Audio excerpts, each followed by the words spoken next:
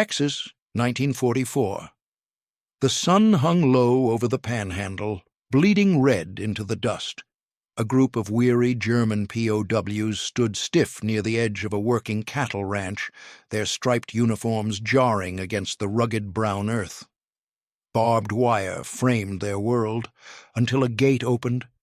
From behind it, a tall man stepped forward, cowboy hat tilted, sleeves rolled, eyes unreadable.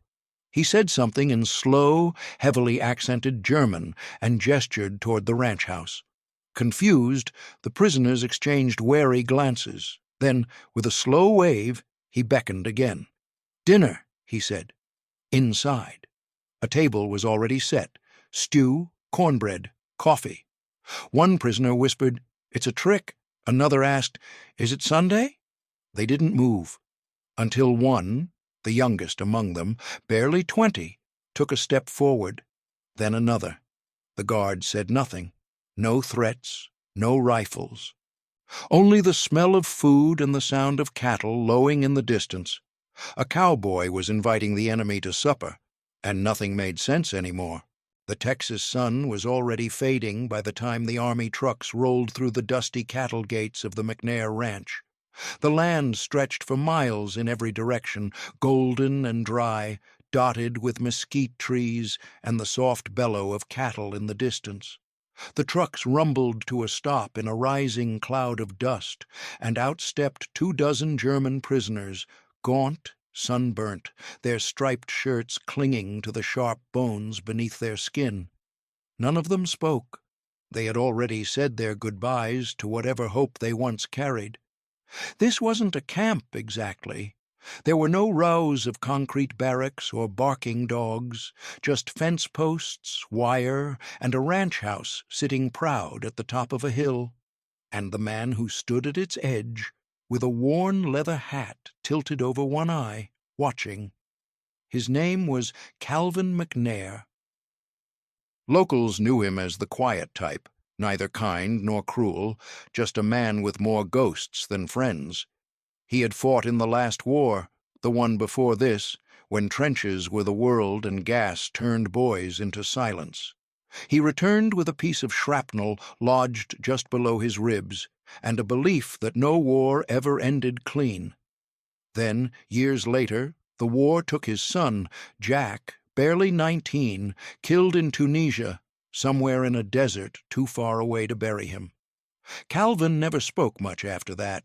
Just worked the land, fed the animals, drank his coffee black, and watched the wind roll over the fields. So, when the army asked if he would take in some POWs to help with the fall labor, he nodded once and said, "Long as they work." But when the prisoners stepped off the trucks, their faces told a different story. They didn't expect work. They expected punishment, beatings, starvation, maybe worse.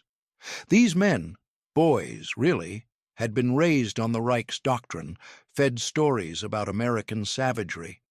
They had watched films of cowboys and lynch mobs, and their officers had warned them. Capture means humiliation. Capture means death. Even the guards, who rode in the front trucks, didn't seem too sure what would happen out here. There was no barracks, no camp commandant, just a ranch and a man in a wide-brimmed hat. The first shock came when Calvin didn't speak. He simply nodded once, pointed to a trough of water, and let the guards lead them to the bunkhouse, a converted hayloft with beds made of rope and canvas. The second shock came that evening. As the sun dipped low and the cattle settled for the night, the prisoners heard a sound none had expected. A bell, dinner. Real dinner, not slop, not watery oats, but stew. The smell floated through the air like a spell.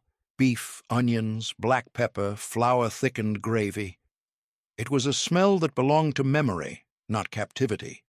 A smell from before. Some prisoners hesitated, fearing it was bait. Others stood in silence, stomachs growling. One guard shrugged and said, "He's feeding you." And that was all. No speeches, no threats, just food and silence. Later that night, Lucas, the youngest among them, sat at the edge of his bunk, holding a spoon he hadn't yet put down. He kept turning it over in his hand, as though trying to understand its purpose. He had seen a man starve to death 2 months earlier, half buried behind a trench in Normandy. And now here he was, on American soil, staring at the last smear of gravy on a clean metal plate. He whispered to Franz, "Do you think this is the real punishment? That they feed us so we forget?" Franz didn't answer. He was still chewing. That was the beginning. The rules weren't written here. The fences weren't meant to keep something in or out. They were lines drawn by war, now fading in the dust. Calvin McNair never asked for their stories.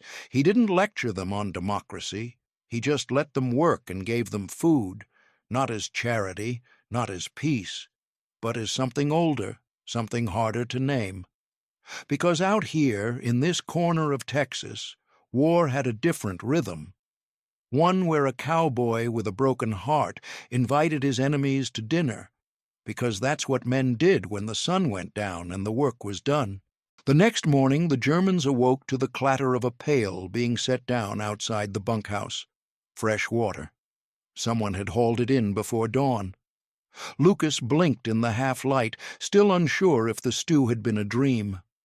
Franz was already up, kneeling by the bucket, splashing water on his face like he was touching something sacred. Dieter, leaning on one elbow, muttered, "Maybe we're dead, and this is some strange purgatory where Americans feed us to fatten us for something worse." Lucas didn't laugh. No one did. Not yet. The three of them had barely known each other before this camp, and yet war had a way of turning strangers into lifelines. Franz had been a radio operator in northern France, a wiry young man with ink-stained fingers and a habit of quoting German poets no one else remembered. Dieter, older, was all sarcasm and sneers. Once a tailor's apprentice in Dresden, he wore irony like armor. And Lucas, quietest of all, barely 20, was from a village so small it didn't appear on most maps. He'd joined the Wehrmacht with a Bible in one pocket and a letter from his mother in the other. Their capture had been abrupt. An ambush, a surrender, and then days on trucks and trains, herded like ghosts across a continent. They were certain, absolutely certain, that captivity meant cruelty. That was what the pamphlets said. That was what the officers said. That was what the nightmares said. But the ranch didn't behave like the stories. There were no snarling dogs, no boots to the ribs, no barking guards, just routine.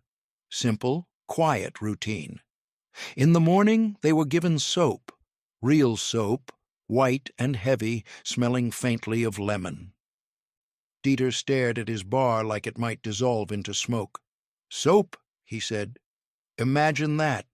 Next, they'll hand out perfumes and brass bands." But when he pressed it to his skin, he scrubbed like he hadn't bathed in years, because he hadn't.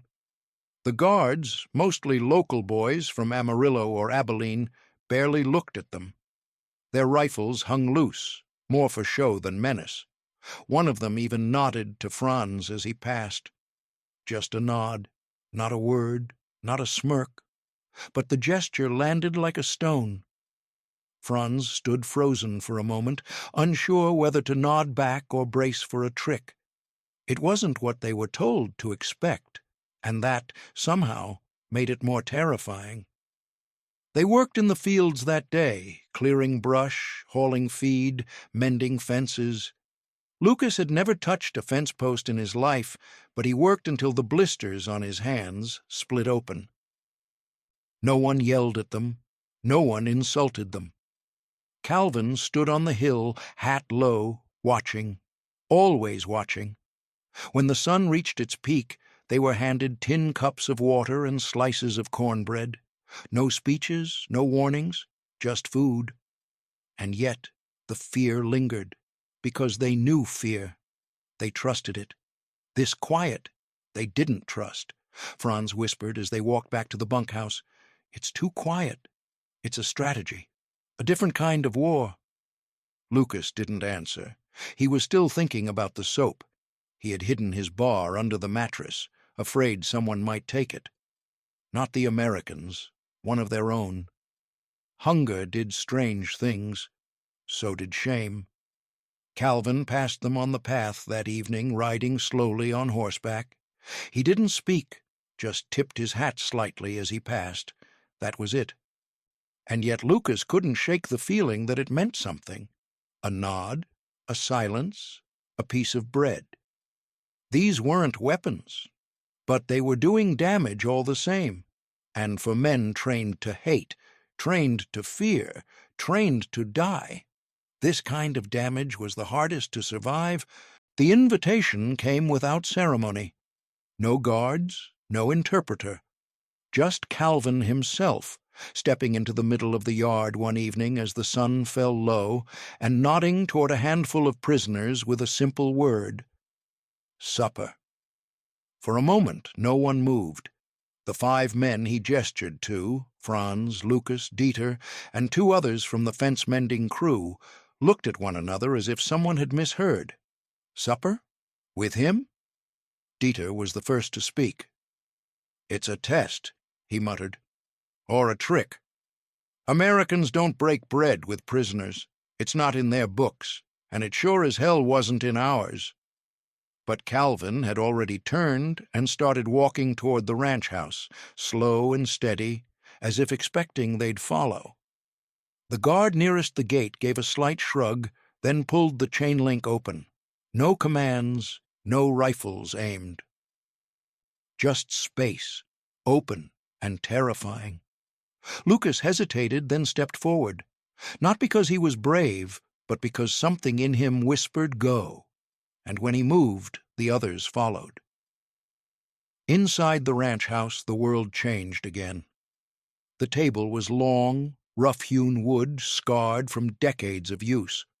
A pot of stew sat in the center, steaming. Cornbread stacked high on a chipped enamel plate. Coffee already poured into mismatched mugs. Calvin stood at the head of the table, arms crossed, saying nothing. He nodded once and gestured for them to sit. No guards, no lectures, just chairs. Lucas sat slowly, hands trembling. The chair creaked beneath him. Across the table, Franz eyed the food like it might vanish if he blinked. Dieter didn't sit. He stood behind his chair, arms folded, jaw tight. He wouldn't eat, not yet.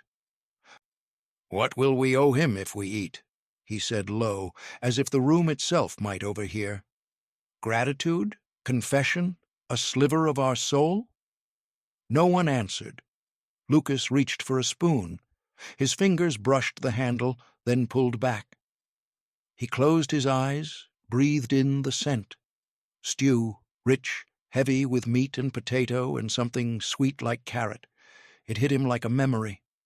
Not of war, not of Hitler, or parades, or oaths, but of his mother. He saw her again, bent over the stove in their kitchen, stirring with her old wooden spoon, humming softly under her breath. He saw the steam rise in curls. He heard the rattle of bowls on the table. The war had not yet reached them then. He had still been a boy. And now, across an ocean, in the house of an enemy, the smell was the same. He picked up the spoon and ate. The taste hit hard. Salt and warmth and something dangerously close to comfort. He swallowed, and something inside him cracked. Not loudly, not all at once, but like a thaw beginning at the edges. Franz followed. Then the others.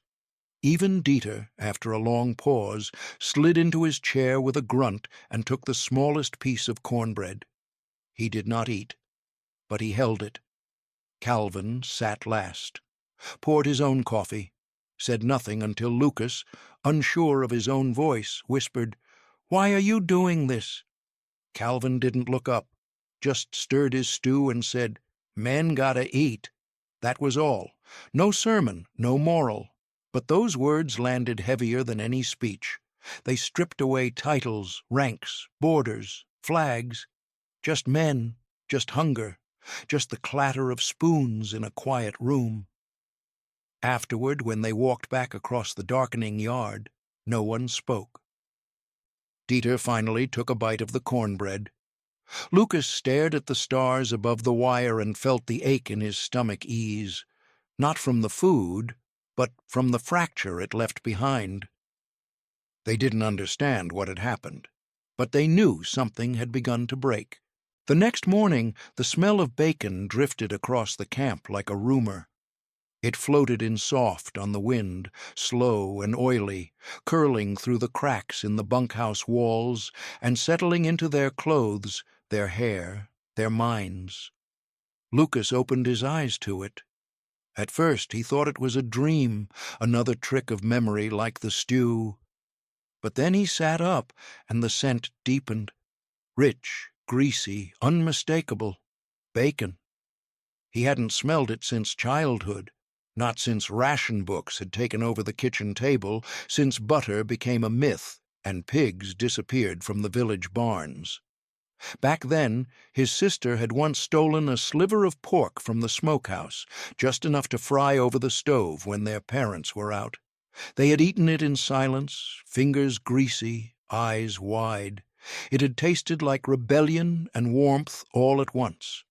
Now, across the world, it was here again. Franz smelled it too. He sat bolt upright, rubbed his face, then laughed once, short and sharp, like it surprised him.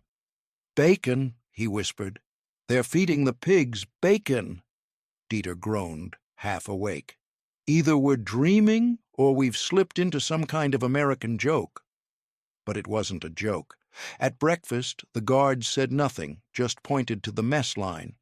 The prisoners filed in, slow and silent, unsure whether to believe what their noses already knew.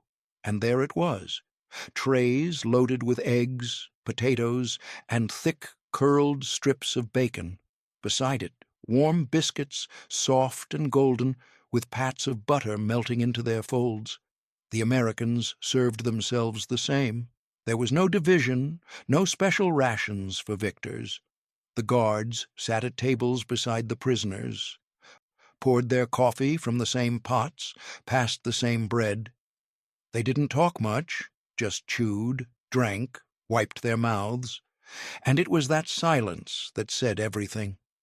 Lucas sat across from Calvin again. Not by invitation this time, just proximity. Calvin didn't look up. He buttered a biscuit, set it down, and moved on to the eggs. As if none of this meant anything. As if inviting enemy soldiers to breakfast wasn't the loudest statement a man could make in a world trying to burn itself down. Franz barely touched his food at first. He stared at the biscuit like it might disappear. "We used to feed pigs before harvest," he said quietly, more to himself than anyone else. "My father would let me carry the bucket, slop and barley mash. He said if we fed them well, they'd feed us well." He paused. "Then the war came. And the pigs went first." He ate slowly, like chewing through memory. Lucas took a bite of bacon and felt his throat tighten. It was too much, too warm, too good. He thought again of his sister, of how she had wrapped the stolen strip in newspaper to hide the smell, of how she had laughed just once, and how that sound had vanished after the first bombing raid. The meal ended without incident. No orders, no punishments, just trays cleared and men returning to the dirt paths between the fields. But that night, something in the barracks shifted. Someone wept, not loudly, just a soft sound beneath the rustle of blankets. Another wrote a letter, hunched over a box crate with a stub of pencil and trembling hands. He wasn't sure where it would go, or if it would go at all, but he wrote anyway. Lucas stared at the ceiling. "Why feed us like this?" he whispered. No one answered, but the silence no longer felt empty. It felt like something beginning. The next day, the prisoners were assigned to help move hay. The sun beat down in thick waves, and the dust clung to their necks like smoke. Lucas worked beside Calvin for most of the afternoon, stacking bales in the barn. Neither spoke, but Lucas noticed the way Calvin moved, not like a man trying to command, but like someone who had done this work alone for too long. His hands were calloused, wrists sunburnt, shirt dark with sweat. Lucas had never known a man to carry silence so steadily. It didn't feel like distance, it felt like weight. Later, while filling the troughs near the fence line, Dieter wiped his brow and said low to Franz, "He lost someone." Franz nodded. "The way he looks at us, it's not pity, it's something else." That night, over coffee by the tool shed, one of the guards let it slip. "His boy died, Tunisia. 19. The words hit like a sudden wind. Tunisia, where the Africa Corps collapsed, where so many young Germans fell, alongside so many young Americans. Lucas remembered the day the radio broadcast the surrender. He had been peeling potatoes in the mess tent. He had thought only of numbers, not names. Now the number had a face. Calvin's. The next morning, Dieter did something no one expected. He walked up to Calvin, standing near the gate with a tin cup in hand, and asked bluntly, "Why do you feed us?" The words weren't angry, they weren't soft either. They just hung in the air between them. Calvin didn't blink. He sipped his coffee, looked off toward the cattle grazing near the ridge, and said, "Because you're here, and hungry." Nothing more.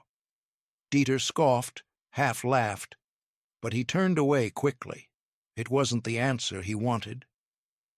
It wasn't the trick he'd been waiting to catch. It was just plain, and somehow that made it worse. That night the bunkhouse was quiet. The men lay in their beds, staring at the ceiling, the walls, the cracks in their own convictions. The Reich had taught them many things: obedience, pride, discipline, glory through suffering. But it had not prepared them for this. A man who had lost a son to Germans, handing them bread without asking for penance. In Germany, neighbors turned in neighbors. Dissent was death. Food was a weapon. Fear was the air they breathed. But here the enemy poured coffee and let them sleep with full bellies.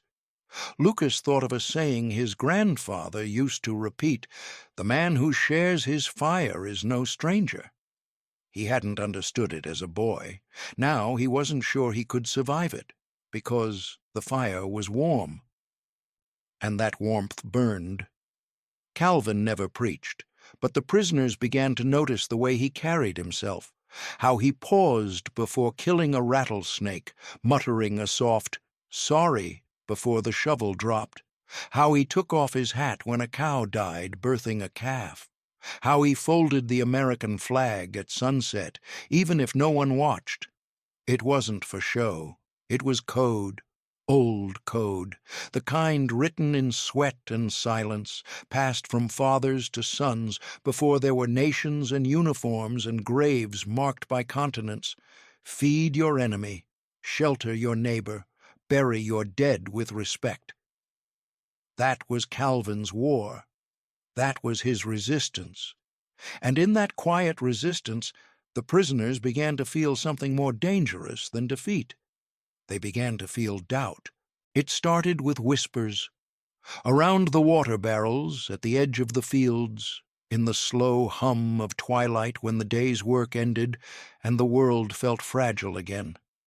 The men who had sat at Calvin's table spoke in quiet tones that carried farther than they meant them to. "Real plates," one said. "Coffee without shouting." "He ate with us," another added, as if it were a confession. And soon the others wanted to know if it would happen again, if the cowboy with the sad eyes would invite more Germans into his kitchen. Some scoffed at the idea. Others waited with a hunger that wasn't just for food. Calvin said nothing. When asked, he'd just shrug, tip his hat lower and say, "Work's not done yet." But one evening, after a week of long, hot days, the bell rang again, the same one that called men to supper. This time there were more invited. 10 in all, the same stew, the same table, the same silence. Only the air had changed, charged now with something heavier than expectation. Some refused to go, Dieter among them. "Once was enough," he muttered. "We're not pets to be fed for the amusement of the victors." But his voice trembled as he said it. Others ignored him and followed Lucas, who had already begun walking. Inside, the same pot simmered on the stove, filling the air with that maddening human smell: fat, onions, bread, warmth. The sound of a chair scraping wood echoed as the men sat. Calvin ladled stew into their bowls, his face unreadable. He poured coffee for himself last. No one spoke at first. No one needed to. The spoons did the talking, the clinks against the metal bowls carrying across the room like punctuation in a language they were all learning slowly. Civility. Then something unexpected happened. Franz, who had worked in a small-town orchestra before the war, reached into his pocket and pulled out a harmonica. He looked uncertain, as though waiting for permission. Calvin didn't say a word, just gave a small, almost imperceptible nod. The first note was shaky, thin as paper. Then the melody steadied, soft and aching, drifting through the air like smoke. It wasn't a German song, not exactly, just music, pure and borderless. When Franz finished, there was no applause, no cheering, just silence again, and that same steady nod from Calvin. It was all the approval he needed. Later that night, back in the barracks, the men couldn't sleep. Some smiled to themselves in the dark. Others wept quietly into their blankets. Lucas sat at the edge of his bunk, his journal open on his knee. He had stolen it weeks ago from a scrap pile behind the commissary, a half-used notebook meant for inventories. Now it held his confusion. His trembling handwriting filled the page. "We are eating, and I no longer know who the enemy is." He stopped after that line, staring at it until the ink dried. He didn't know how to continue. The word enemy itself had begun to feel slippery, less certain than before. He remembered his training officer's lectures, all those slogans about honor and obedience, purity and blood. But none of that explained the taste of stew shared by an American who had every reason to hate him. Outside, someone laughed, just a small sound carried on the night air. It startled him. Laughter had been forbidden in the world they came from. Here, it sounded like survival. The next morning, Dieter asked what it was like, the second supper. Lucas hesitated, searching for words, then said softly, "It was the same, but that wasn't true." Nothing was the same anymore. By the end of the week, even the barbed wire looked different. Not because it had changed. Its coils still glittered in the Texas sun, sharp and patient, but because the men had begun to look past it. It no longer screamed captivity. It whispered distance. Not a wall between prisoner and captor, but between one life and another, between the war they left and the world they had fallen into. Work continued. The fences were mended, fields plowed, chickens fed. Calvin said little, as always, but his silence had taken on a new tone, less caution, more permission. One afternoon he handed Lucas a pocket-knife. No words, just held it out, handle first. Lucas accepted it like it was a weapon and a blessing. That night, as the heat clung to the bunkhouse like sweat-soaked linen, the dreams began. One prisoner, Erich, a broad-shouldered former miner from Essen, sat up in the dark, gasping. He'd dreamed of his brother, starving, hollow-faced, reaching out from behind a bakery window shattered by war. In the dream, Eric had been holding a slice of white bread, and he couldn't get it through the glass. He wept without sound, curling into himself like a boy. No one mocked him. No one spoke. They all had dreams now. Franz tore up his latest letter, not angrily, just slowly, one strip at a time.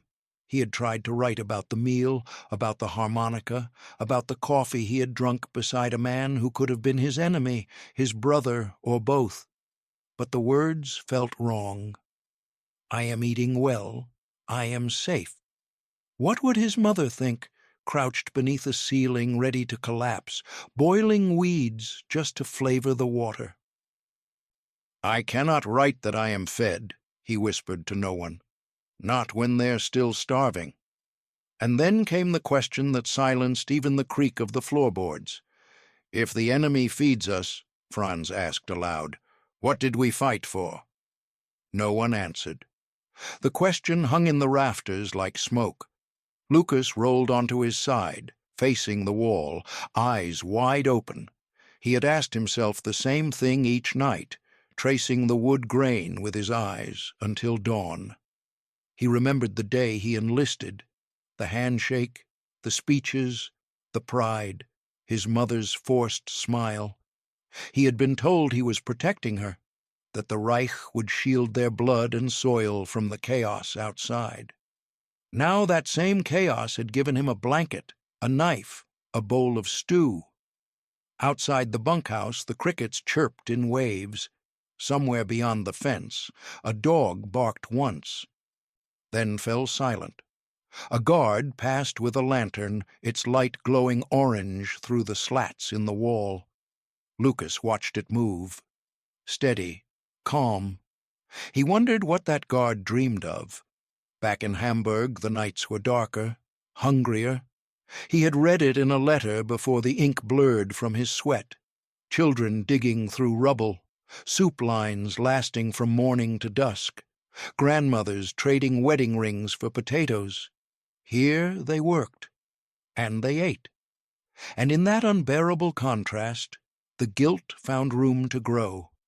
It grew in their throats, dry and tight.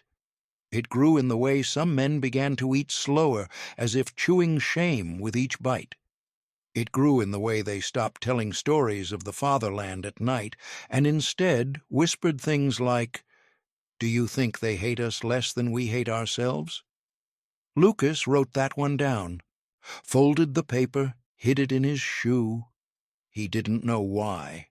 Maybe to remember that once, in a war where everything made sense, someone asked a question that didn't, and the silence that followed was louder than any anthem.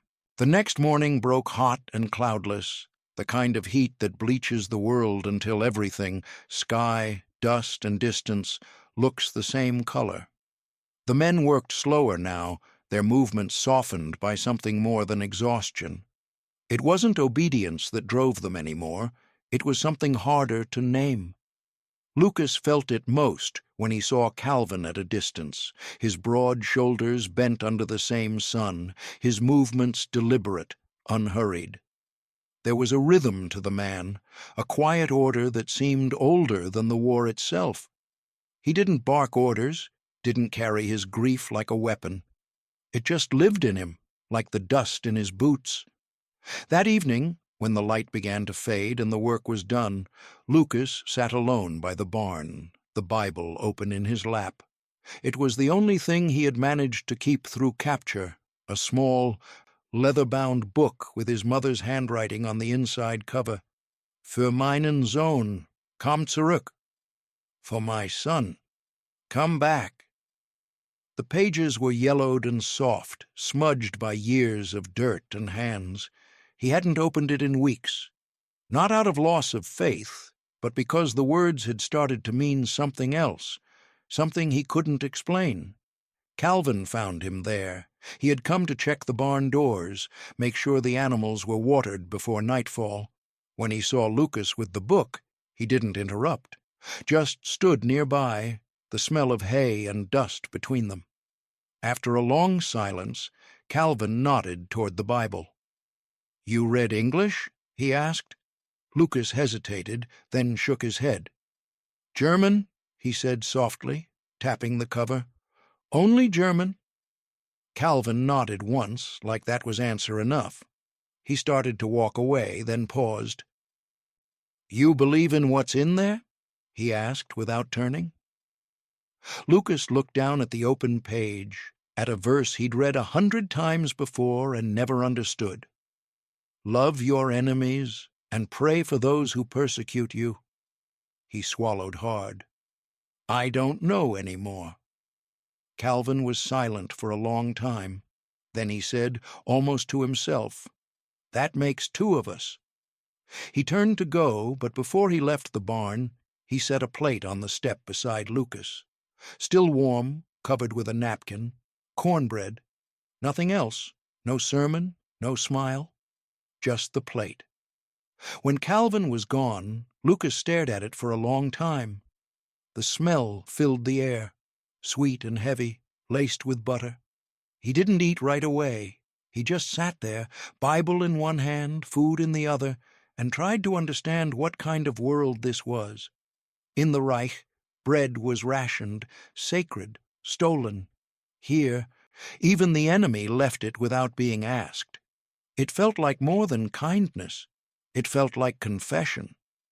Later that night, Lucas wrote in his journal, "Forgiveness is not given with words, it is given with food." He stopped after that because the thought frightened him. Forgiveness meant admitting that the enemy was human. It meant seeing himself in their eyes, and that was more unbearable than hunger had ever been. The others began to feel it too. The hate they'd been fed all their lives was starting to dissolve, not in argument, but in small gestures, a nod, a meal, a plate of cornbread left behind. The enemy was no longer Calvin. The enemy was the idea that kindness could live here, under foreign stars, in the land that had taken so much from them. And slowly, it dawned on Lucas that this war, the real one, was no longer fought with rifles or borders. It was fought inside them, between pride and mercy, between memory and what waited beyond it.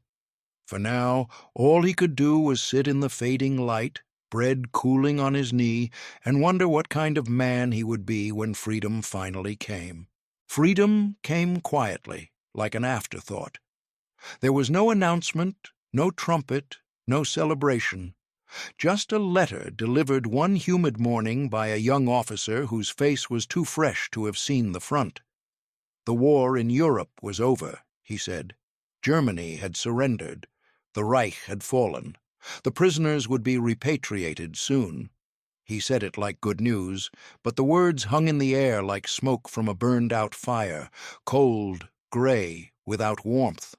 The camp went still. No cheers, no relief. Just silence, as if the men were trying to remember what home even meant.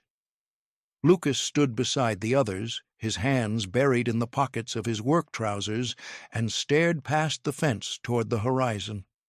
Somewhere beyond that line of earth and sky lay Germany. But the Germany he had left, the one filled with songs and parades and the illusion of purpose, no longer existed. What waited now were ruins, hunger, accusations, mothers who no longer recognized their sons. That night, no one slept. Franz paced the barracks, muttering to himself. "They'll see us as traitors," he said. "Captured men, fed by Americans.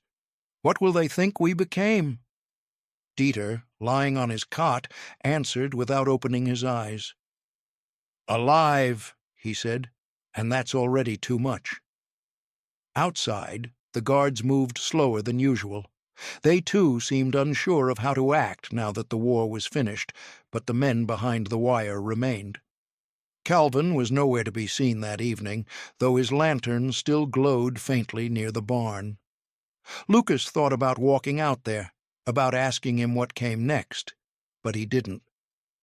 Some questions didn't have answers. Some just had to sit heavy in the chest until time decided to move again. 2 days later, the trucks came. Flatbeds lined with wooden benches, engines idling like distant thunder.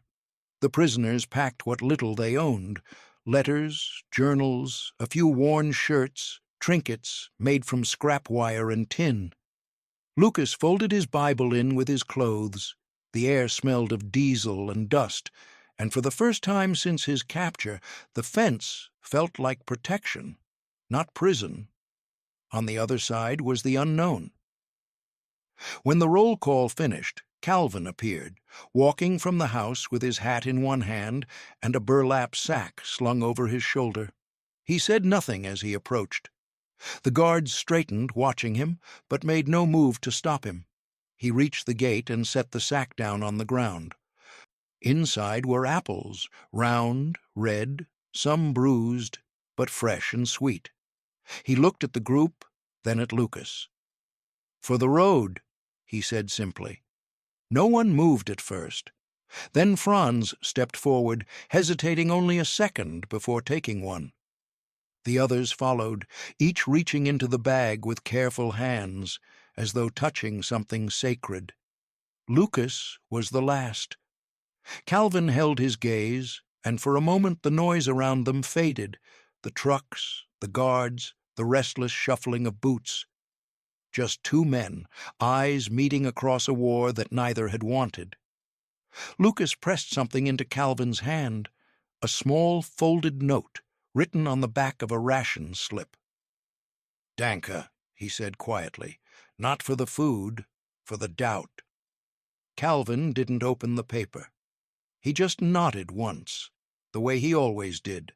As Lucas climbed onto the truck, the engine coughed to life. The dust rose around them, coating their faces and clothes in a film of Texas red. He turned once, looking back at the ranch, the fences, the fields, the man still standing by the gate, apples glinting in the morning sun. And for the first time, Lucas understood that leaving wasn't freedom. It was loss. The letter begins with a scent. "I remember the stew," Lucas writes, the pen scratching slowly across yellowed paper. Not the recipe, no, that's long gone, but the smell, rich, dark, heavy with pepper and meat. It was the first thing that made me question what I thought I knew about enemies. He sits at a small wooden desk in a quiet village tucked into the hills of southern Germany. Outside the window, the autumn wind moves through the trees, bending them low like old men in prayer. Lucas is in his 70s now. His hands tremble sometimes, but his mind holds steady. Every Friday he teaches a small group of schoolchildren about the Second World War, not just the battles or the treaties, but the silence between gunfire, the parts that aren't in textbooks. He tells them about barbed wire and biscuits, about mornings that began with the smell of bacon instead of boots in the hallway. He doesn't speak in grand terms. He doesn't raise his voice. But when he describes the ranch, his eyes go far away, as if staring back across an ocean. They ask questions, the children. Why didn't you try to escape? Why didn't they beat you? Why did they feed you? Lucas never answers directly. He tells them instead about a man named Calvin, who didn't speak much, who wore a wide-brimmed hat and set plates of cornbread in front of strangers without asking for anything in return. He tells them about silence that was more powerful than orders, about a spoonful of stew that shattered everything he believed about dignity and war.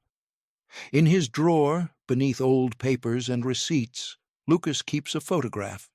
It's black and white, edges curled and soft. No people in it, just the landscape, a wide stretch of Texas earth, a wooden fence trailing off into the horizon, a house in the distance with a roof that sags slightly to the left. The grass is brittle, the sky is wide. He never shows the photo to his students. He only takes it out when the dreams come back, the ones with trains and shouting, with hunger and smoke. When those nights find him again, he holds the photo and remembers a different war. The quieter one. "The war made me a prisoner," he writes near the end of the letter. "But that dinner, God help me, that dinner made me a man again." He folds the paper carefully, not because he intends to send it, but because some memories deserve to be preserved even without a destination. He slips it into a book on the shelf, just behind the Bible he carried through the war, now brittle and marked with the fingerprints of another life. There's a knock at the door. One of his students returning a book. Lucas answers with a soft smile and a nod. No long speeches, just presence. That's all he ever really needed to learn. As the child walks away, Lucas glances once more toward the drawer. He thinks of Calvin, not as a symbol, not as a savior, but as a man who never once called himself anything more than what he was: a rancher, a father, a quiet witness to a world that was supposed to hate. The war, Lucas knows, ended with signatures and surrenders, but the part that mattered, the part that lasted, began with a bowl of stew and a man who understood that mercy doesn't need a flag. And in that small, unrecorded moment, a new kind of war ended, one that lived in the heart, and for those lucky enough to survive it, something else began, something called humanity.